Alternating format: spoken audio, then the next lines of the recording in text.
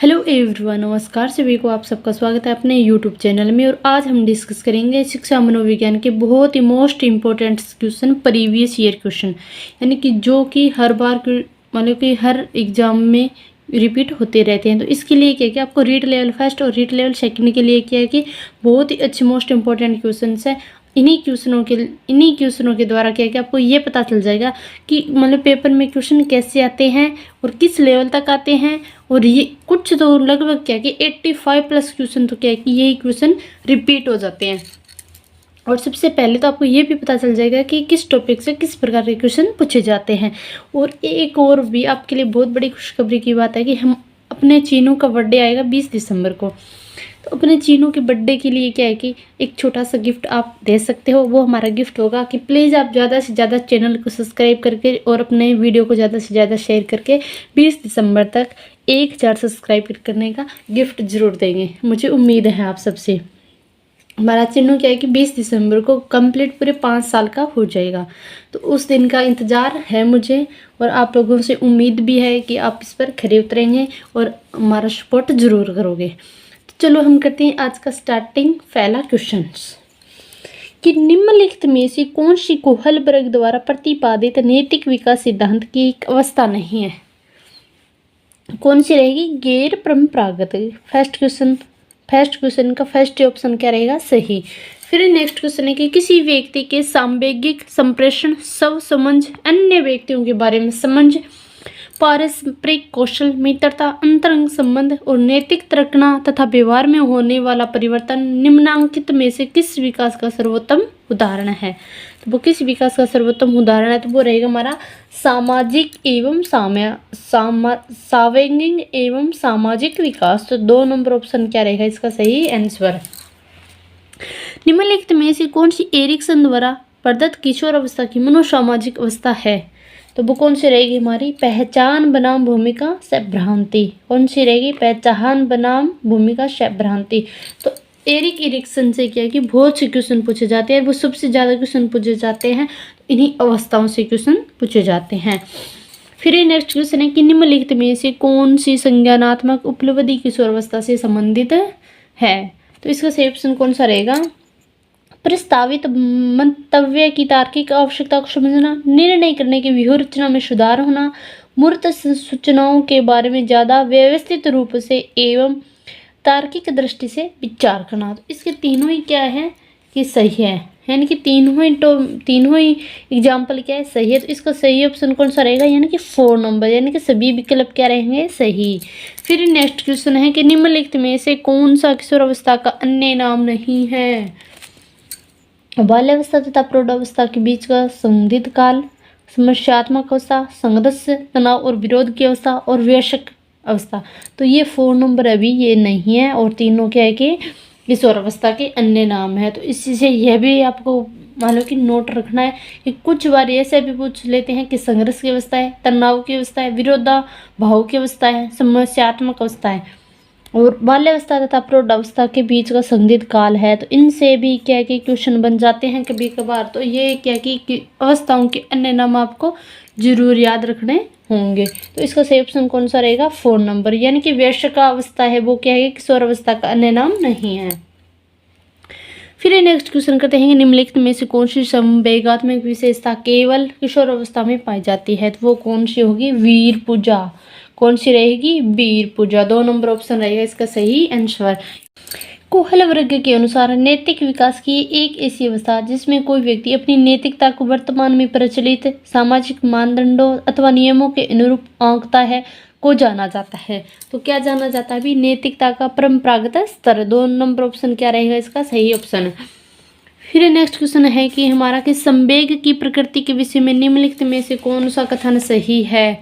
तो इसका सही ऑप्शन कौन सा रहेगा? संवेगों की अभिव्यक्ति को अधिगम द्वारा परिवर्तित किया जा सकता है। तो इसका 3 नंबर ऑप्शन क्या रहेगा? सही।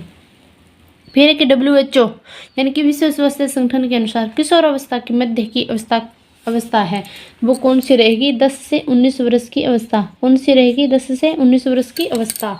WHO ने 10 से 24 वर्ष को क्या युवा काल कहा है? क्या कहा है?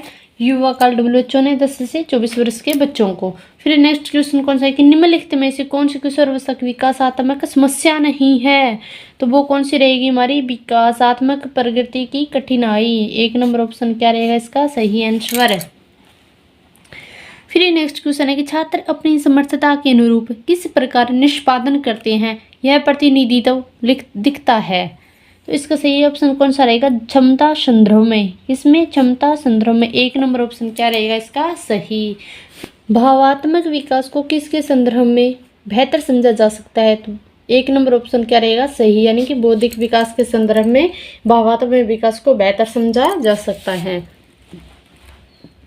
फिर नेक्स्ट है कि वातावरण में बेस बाह्य तत्व आ जाते हैं जिन्होंने व्यक्ति को जीवन आरंभ करने के समय से प्रभावित किया है। यह कथन था वुडवर्थ का। किसका था वुडवर्थ का। 2 नंबर ऑप्शन क्या रहेगा इसका सही ऑप्शन। फिर एक किशोरावस्था की प्रमुख मनोवैज्ञानिक विशेषता क्या है संवेगात्मक विकास के कारण स्थायित्व एवं समायोजन का अभाव। क्या है कि संवेगात्मक विकास के कारण क्या हो जाता है बालकों में स्थायित्व एवं समायोजन का क्या होता है अभाव। फिर नेक्स्ट टॉपिक है कि स्कैफोल्डिंग विकास नियम के अनुसार है।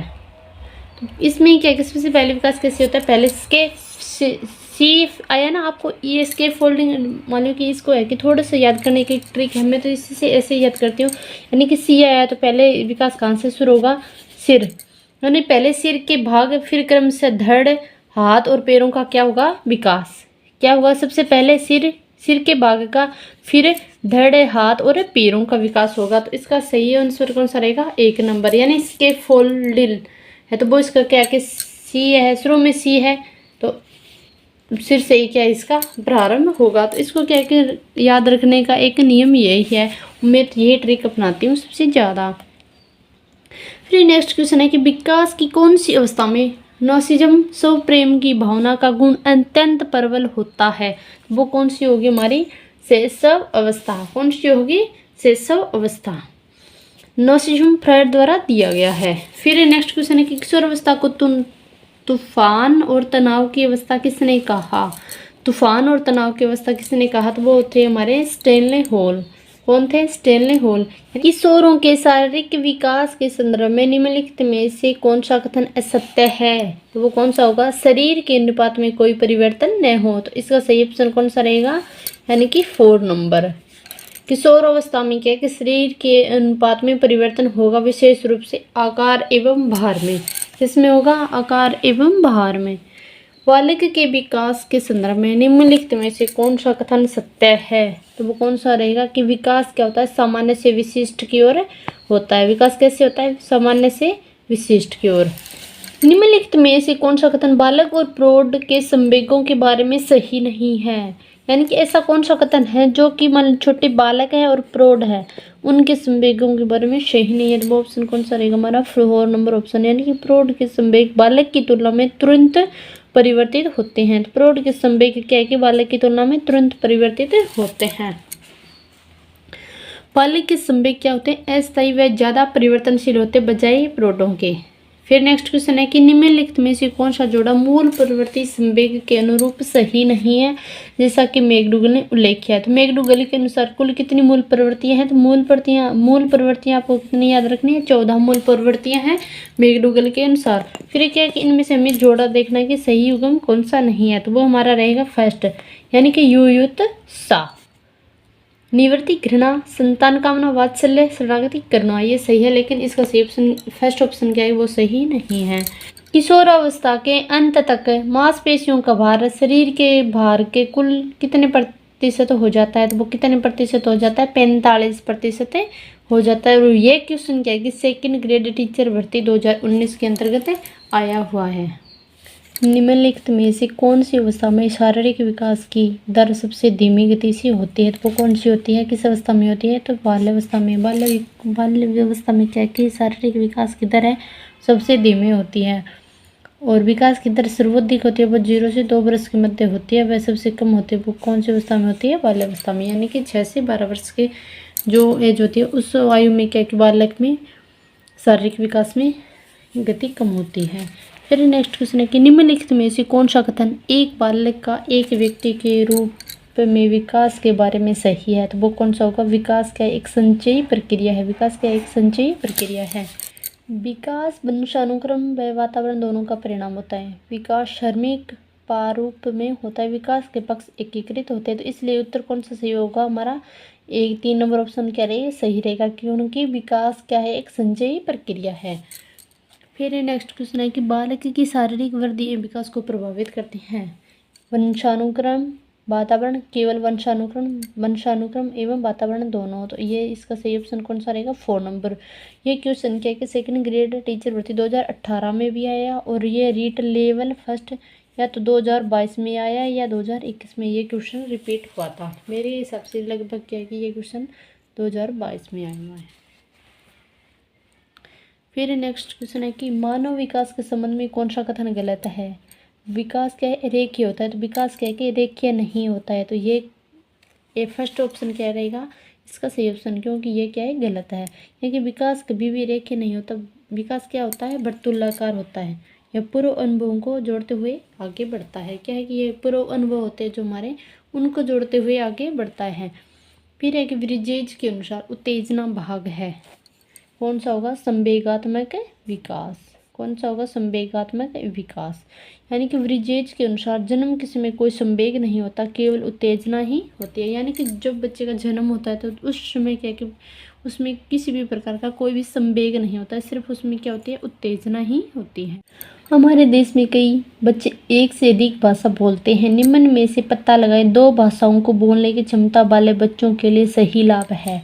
सही लाभ कौन सा रहेगा? विश्लेषणात्मक तर्क में सुविधा, अवधारणा गठन में सुविधा, संज्ञानात्मक लचीलेपन में सुविधा, उपरोक्त में से सभी। तो इसका सही ऑप्शन कौन सा रहेगा? 4 नंबर। ये क्वेश्चन क्या है कि रीट लेवल फर्स्ट 2018 में आया हुआ क्वेश्चन है। फिर नेक्स्ट करते हैं कि शुरू में एक बच्चा अपनी पूरी हथेली का प्रयोग करके वस्त्र को पकड़ता है और धीरे धीरे वृद्धि और विकास के रूप में बच्चे अंगुलियों और अंगूठे का उपयोग वस्तु को उठाने के लिए करता है। तो इस प्रकार की गति क्या कहलाती है? तो इस प्रकार की गति क्या कहलाती है? प्रोक्सिमोडिस्टल प्रगति या व्यापक से विशिष्ट कार्यवाही प्रगति। तो इसमें क्या है कि 2 नंबर और 3 नंबर दोनों ही ऑप्शन क्या है? इसमें सही माने गए हैं। तो इसमें इस क्वेश्चन से क्या कि सभी बच्चों को बोनस मिला अगर वो ऑप्शन 2 या 3 कर गए। और ये क्वेश्चन भी क्या है कि रीट लेवल फर्स्ट 2018 में पूछा गया क्वेश्चन है कि क्वेश्चन सिर्फ वो ही है, लेकिन उस क्वेश्चन को क्या कि थोड़ा सा घुमा दिया गया है। तो इसलिए क्या कि थोड़ा सा क्वेश्चन को घुमा सकते हैं, लेकिन क्या कि जो क्वेश्चन पीछे रिपीट हुए हैं तो वही क्वेश्चन पूछे जा रहे हैं। फिर नेक्स्ट क्वेश्चन है कि बच्चे के विकास को अक्सर शारीरिक, संज्ञानात्मक, भावात्मक और सामाजिक जैसे 3 व्यापक क्षेत्र में विभाजित किया जाता है। विकास प्रक्रिया इन क्षेत्रों में कहाँ तक संबंधित है? इसमें क्या है कि आंशिक रूप से विकसित है, एकीकृत और समग्र प्रकार में विकसित है, अन्य को प्रभावित किए बिना स्वतंत्र रूप से विकसित है, बेतरतीब ढंग से विकसित है। तो इसका सही ऑप्शन कौन सा रहेगा? 2 नंबर। यानी एक एकीकृत और समग्र प्रकार में क्या है? विकसित है। बच्चा जो एक विशेषता में उच्च या निम्न है, यानी कि जैसे मौखिक क्षमता ले लो, यानी कि बोलने में वो उच्च भी और निम्न है और बात की उम्र में भी वह रहेगी, तो यह बयान की महत्व। मतलब कहने का मतलब क्या है कि एक बच्चों है वो शुरू में अगर थोड़ा मोटो भी हकड़ा के बोलने आ रहे हो या तो बोलने आ रहे है, तो बाद में भी क्या है कि वो जैसे भी उम्र बढ़ो या कुछ भी हो, क्या भाई तोतला भी कुछ बच्चे हैं होते वो उम्र भर के तोते बोलते हैं और हकलाते भी है। तो ये एक क्या है कि एक अनुवांशिक रोग है। ये क्या है कि अनुवांशिकता का कारण है। किसका कारण है? ये अनुवांशिकता का कारण है, क्योंकि अगर या तो उसके माता पिता या मान लो कि कोई भी उनकी मान लो कि दादा, मान लो कोई भी ऐसा घर का सदस्य है जिसके गुण क्या कि उसके अंतर्गत एंट्री हुए हैं। इसका कहने का मतलब क्या है कि अनुवांशिकता क्या है सबसे ज़्यादा प्रभावित करती है। यानी कि बच्चा शुरू में भी हकला रहा है या तोता बोल रहा है या और भी अच्छे ढंग से कोई प्रतिक्रिया नहीं कर रहा है, वो क्या है कि उसके उम्र भर रहती है, तो वो क्या रहेगी? उनकी अनुवांशिकता को कारण क्या रहेगा? उसका अनुवांशिकता ही उसका कारण रहेगा। फिर नेक्स्ट क्वेश्चन है कि ये क्वेश्चन भी क्या है कि रीट लेवल फर्स्ट 2018 में आया हुआ क्वेश्चन है। फिर नेक्स्ट क्वेश्चन है कि एरिक्सन के अनुसार बच्चों का मनोसामाजिक विकास 8 चरणों में होता है। एक कक्षा 3 का छात्र 9 साल के आसपास विकास के किस चरण में मेल खाता है? तो वो कौन सी अवस्था होगी हमारी? परिश्रम बनाम हीनता। कौन सी रहेगी हमारी? परिश्रम बनाम हीनता। यानी कि परिश्रम बनाम हीनता के 6 से लेकर 12 वर्ष तक होती है। यानी कि 6 वर्ष के बच्चे से लेकर 12 वर्ष तक ये अवस्था होती है। मात्रात्मक व्यक्तिगत क्षमता रूपी प्रक्रिया को क्या कहा जाता है? तो वो क्या कहा जाता है? वृद्धि कहा जाता है, क्योंकि बढ़ती और विकास में कुछ अंतर दिए हुए हैं। तो आप क्या कि उन जो भी अंतर है उन दोनों के, तो उनको क्या कि एक बार अच्छे ढंग से रिपीट जरूर करना परीक्षा में जाते वक्त, क्योंकि इनसे भी क्या कि एक क्वेश्चन अवश्य पूछा जाता है। फिर नेक्स्ट क्वेश्चन है कि ये रीट लेवल सेकंड में आया हुआ क्वेश्चन है भाई। नेक्स्ट क्वेश्चन है कि किशोर अवस्था में एक बच्चे के उचित विकास हेतु माता पिता तथा शिक्षक निम्न कार्य कर सकते हैं, निम्न में से कौन सा है? यानी कि किशोर अवस्था में एक बच्चे को उचित विकास हेतु, मान लीजिए यानी कि किशोर अवस्था है, तूफानी अवस्था है, तनाव की अवस्था, इस अवस्था में क्या है कि एक बच्चे को मान लीजिए उचित विकास हो, मान एक बच्चा है उसको क्या कि सही ढंग से जीवन जीने के लिए या उसका अच्छा विकास करने के लिए क्या है कि माता पिता और शिक्षक है वो क्या कर सकते हैं, ये इसमें पूछा गया है। तो इसमें क्या है कि परामर्श, लिंग शिक्षा को उचित ज्ञान देना, ये बिल्कुल राइट है। उचित वातावरण प्रदान करना, परामर्श तथा मार्गदर्शन सेवा की व्यवस्था करना यदि आवश्यक हो तो। फिर क्या है कि निम्न में उपयुक्त लिखे हुए सभी, तो इसका सही ऑप्शन कौन सा रहेगा? 4 नंबर। ये क्वेश्चन क्या है कि रीट लेवल सेकंड 2018 में आया हुआ क्वेश्चन है। फिर नेक्स्ट क्वेश्चन है कि बाल्यावस्था के दौरान अपने तथा दूसरों के नजरिए में फर्क करने में अयोग्यता को दर्शाता है, तो वो कौन से हो गए? आत्म केंद्रित यानी ईगोसेंट्रिज्म, कौन सी रहेगी? ईगोसेंट्रिज्म। फिर नेक्स्ट है कि आत्म केंद्रित शिव के दृष्टिकोण को सही समझना तथा दूसरे के दृष्टिकोण को नहीं समझना। पियाजे ने इस पर तीन प्रकार की समस्या का प्रयोग किया है। फिर नेक्स्ट क्वेश्चन है कि किशोर अवस्था की एक ऐसी आदत है जिसमें खुद को भूखे रखने की प्रवृत्ति हो तथा यह ज़्यादा बालिकाओं में पाई जाती है, ऐसी अवस्था को क्या कहा जाता है? ऐसी अवस्था को क्या कहा जाता है? Anorexia nervosa. ज़्यादातर बच्चे प्रथम सार्थक शब्द इस उम्र में बोलते हैं, वो कौन सी होगी? 3 महीने, 6 महीने, 35 से 40 महीने या 10 से 13 महीने। कौन से सार्थक शब्द बोलते हैं? तो वो क्या है कि 10 से 13 महीने में बच्चा क्या है कि सर्वप्रथम सार्थक शब्द बोल जाता है।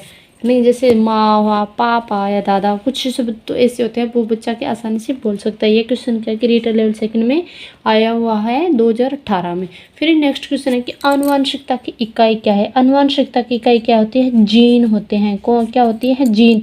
नहीं, जीन क्रोमोसोम में स्थित होते हैं और जो कि विशेषताओं के निर्धारक होते हैं, यानी कि जीन। ये क्वेश्चन क्या है कि रीट लेवल सेकंड 2018 में आया हुआ क्वेश्चन है। निम्न में से कौन सा वंशानुक्रम का नियम नहीं है? तो रहेगा हमारा अभिप्रेरणा का, क्योंकि समानता का नियम भी होता है, भिन्नता का भी होता है, प्रत्यागमन का भी होता है, लेकिन अभिप्रेरणा का नहीं होता है। तो वंशानुक्रम के प्रमुख नियम कौन कौन से? तो वो हमारे रहेंगे बीज कोश की निरंतरता का नियम, समानता का नियम, विभिन्नता का नियम, प्रत्यागमन का नियम, अर्जित गुणों के संक्रमण का नियम और वर्ण संकरता का नियम। ये कितने? 6 नियम इसके होते हैं। फिर नेक्स्ट क्वेश्चन है कि बायोमेट्रिक सिद्धांत क्या होता है? बायोमेट्रिक सिद्धांत ये किसने दिया था? गाल्टन ने दिया था। और वर्तमान में क्या माता पिता ही नहीं बल्कि बालक के सभी पूर्वज घटते हुए प्रभावों के आधार पर कुछ न कुछ योगदान जरूर देते हैं। फिर नेक्स्ट क्वेश्चन है कि वातावरण वह भारी शक्ति है जो हमें प्रभावित करती है, यह किसने कहा है? तो ये किसने कहा है भी? रोश ने कहा है। इसका सही ऑप्शन कौन सा रहेगा? रोश। इनकी कुछ मोस्ट इम्पोर्टेंट परिभाषा भी होती है, उनको क्या कि आपने जो प्रीवियस ईयर में पेपरों में जो भी भाषाएं आती हैं उन्हीं को क्या है आप देख लेना, उन्हीं क्वेश्चन वे ही भाषाएं क्या है दोबारा रिपीट होती है। तो इसलिए क्या है कि वातावरण वह भारी शक्ति है जो हमें प्रभावित करती है, ये किसने कहा था? तो वो रोश ने कहा था। चिंतन प्रारंभ होने के लिए क्या आवश्यक है? तो चिंतन प्रारंभ होने के लिए क्या है कि एक व्यक्ति के सामने क्या होनी चाहिए? समस्या होनी चाहिए। अगर किसी के इंसान के मान को कोई बालक हो या कोई बड़ा हो या कोई छोटा हो, तो उसमें क्या कि सबसे पहले क्या कि अगर किसी के सामने कोई समस्या आएगी तभी क्या कि उस समस्या पर वो बालक चिंतन करेगा। तो ये क्वेश्चन क्या है कि रीट लेवल फर्स्ट 2016 में आया हुआ क्वेश्चन है और इसका सही ऑप्शन कौन सा रहेगा? 4 नंबर। यानी कि चिंतन एक मानसिक प्रक्रिया है। चिंतन क्या होती है? एक मानसिक प्रक्रिया होती है जिसमें क्या है कि तर्कना, निर्णय, समस्या समाधान, प्रतिगति शामिल होते हैं। और फिर नेक्स्ट क्वेश्चन है कि निम्नलिखित में से कौन सूक्ष्म चलन कौशल का उदाहरण है? तो वो कौन सा ऑप्शन रहेगा? 4 नंबर, यानी कि लिखना। सूक्ष्म गामक कौशल में अंगुलियों की सहायता से की जाने वाली गतिविधियां जैसे लिखना, ब्लॉग बनाना इत्यादि आते हैं। तर्क, जिज्ञासा तथा निरीक्षण शक्ति का विकास किस आयु में हो जाता है? तो वो कौन सी है? जो होगी हमारी 11 वर्ष। यानी कि 11 वर्ष का जब बालक होता है तो उसमें क्या है कि किसी से क्यों, क्या, कैसे, इस चीज़ का या किसी चीज़ के प्रति क्या है कि उसकी जिज्ञासा होगी। इस चीज़ ये क्या है कि 11 वर्ष की एज तक बालक के अंतर्गत क्या है कि विकसित हो जाते हैं। ये क्वेश्चन क्या है कि रीट लेवल फर्स्ट 2016 में आया हुआ क्वेश्चन है। फिर नेक्स्ट क्वेश्चन कौन सा हमारा कि शारीरिक विकास है, शारीरिक विकास का क्षेत्र है। ये क्वेश्चन भी क्या है कि रीट लेवल फर्स्ट 2016 में आया हुआ क्वेश्चन है। तो इसमें क्या है कि स्नायुमंडल, मांसपेशियों की वृद्धि या एंडोक्राइन ग्लैंड्स इत्यादि सभी, यानी कि 4 नंबर ऑप्शन क्या रहेगा, इसका सही ऑप्शन रहेगा। फिर नेक्स्ट क्वेश्चन करते हैं कि अवस्था तक बालक की दृष्टि एवं श्रवण इंद्रियां पूर्णतः विकसित हो जाती है, यानी कि किस अवस्था तक है, ऐसी कौन सी अवस्था है जिस तक की बालक की दृष्टि एवं श्रवण इंद्रियां पूर्णतः क्या हो जाती है, विकसित हो जाती है। तो वो कौन सी एज रहेगी हमारी, 8 या 9। 3 नंबर ऑप्शन क्या रहेगा, इसका सही ऑप्शन रहेगा, यानी कि या तो 8 वर्ष का बालक होगा या 9 वर्ष का बालक होगा। फिर है नेक्स्ट क्वेश्चन है कि चिंतन मानसिक प्रक्रिया का पहलू है, क्या है कि ज्ञानात्मक, क्या है ज्ञानात्मक। रोज के शब्दों में चिंतन मानसिक क्रिया का ज्ञानात्मक पहलू है, ये किसने कहा था, रोश नामक मनोवैज्ञानिक ने। फिर है कि शिष्यावस्था की विशेषता नहीं है, निम्न में से मान लो कि विशेषता दी गई, इनमें से क्या है कि शिष्य अवस्था है उसकी विशेषता नहीं है, तो वो कौन सी होगी, नैतिकता का होना। तो मान लो शिष्य अवस्था होगी वो क्या है कि 0 से 2 वर्ष या 3 वर्ष होती है। तो इसमें क्या है कि किसी भी प्रकार का कोई नैतिक गुण नहीं होता है, इसमें तो सिर्फ क्या होता है, शारीरिक विकास की तीव्रता होती है। इसमें बालक क्या है कि दूसरों पर निर्भर रहता है, और मानसिक विकास में भी क्या है, तीव्रता होती है, यानी कि बढ़ोतरी होती है। फिर नेक्स्ट क्वेश्चन करते हैं कि गामक विकास से हमारा तात्पर्य है मांसपेशियों के विकास से तथा पैरों के उचित उपयोग से। तो ये क्वेश्चन क्या है कि रीट लेवल सेकंड 2016 में आया हुआ क्वेश्चन है। तो इसका सही ऑप्शन कौन सा रहेगा, शक्ति और गति। 20वीं शताब्दी को बालक की शताब्दी कहा जाता है, यह परिभाषा किसने दी थी, करो एंड करोने। और ये क्वेश्चन कब आया था, रीट लेवल सेकंड 2016 में आया हुआ क्वेश्चन है। फिर नेक्स्ट क्वेश्चन करते हैं कि इस अवस्था को मिथ्यात्मकता का समय भी कहा जाता है। तो वो कौन सी अवस्था है, कौन सी अवस्था होगी हमारी, बाल्यावस्था। ये क्वेश्चन भी क्या है कि रीट लेवल सेकंड 2016 में आया हुआ क्वेश्चन है कि बाल्यावस्था में शारीरिक व मानसिक विकास परिवर्तनों की न्यूनता से मिथ्या परिपक्वता कहा जाता है। ये किसने कहा था, ये भी किसने कहा था, ये परिभाषा दी थी रोश नामक मनोवैज्ञानिक ने। मनुष्य जीवन का आरंभ मूलतः घटित है, वो किस में है, 2 कोश में, केवल एक कोश में, कई कोश या कोई कोश नहीं। तो इसका रहेगा एक कोश, यानी मनुष्य जीवन का प्रारंभ क्या होता है, संयुक्त उत्पादक कोश से होता है। ये क्वेश्चन भी क्या है कि रीट लेवल सेकंड 2016 में आया हुआ क्वेश्चन है। फिर नेक्स्ट क्वेश्चन करते हैं, चिंतन क्या है, चिंतन क्या है, प्रतीकों का प्रयोग। 1 नंबर ऑप्शन क्या रहेगा इसका सही आंसर।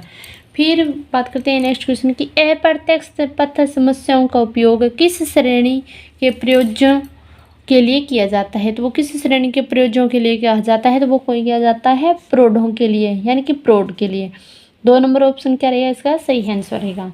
फिर एक संवेदना ज्ञान की पहली सीढ़ी है, ये कथन है, ये किसके लिए कहा गया, तो ये कहा गया कि मानसिक विकास, संवेदना ज्ञान की पहली सीढ़ी है, यह कथन है मानसिक विकास के लिए। तो इसका सही ऑप्शन कौन सा रहेगा, 1 नंबर है। फिर है नेक्स्ट क्वेश्चन, मानव विकास परिणाम है, मानव विकास किसका परिणाम है, भी वंशगति एवं वातावरणीय कारकों का, किसका है, वंशगति या वातावरणीय कारकों का। फिर नेक्स्ट क्वेश्चन करते हैं कि किशोर अवस्था बड़े दबाव एवं तनाव तथा तूफान व संघर्ष की अवस्था, यह किसने कहा था, ये किसने कहा था, भी ये कहा था स्टेनले हॉल ने। ये किसने कहा था, स्टेनले हॉल ने। तो आज का सेशन कैसा लगा भाई, अच्छा लगा तो वीडियो ने ज़्यादा से ज़्यादा शेयर करिए जितना हो सके उतना, और चैनल पर अगर आप नहीं हो तो चैनल ने जरूर सब्सक्राइब करिए। और जितने भी मैंने क्वेश्चन करवाए आपको प्रीवियस ईयर क्वेश्चन है, इन्हीं क्वेश्चनों से क्या है कि क्वेश्चन आपके रिपीट हो जाएंगे रीट लेवल फर्स्ट और रीट लेवल सेकंड में। आपको कोई भी टेंशन लेने की ज़रूरत नहीं है। सभी को राधा स्वामी।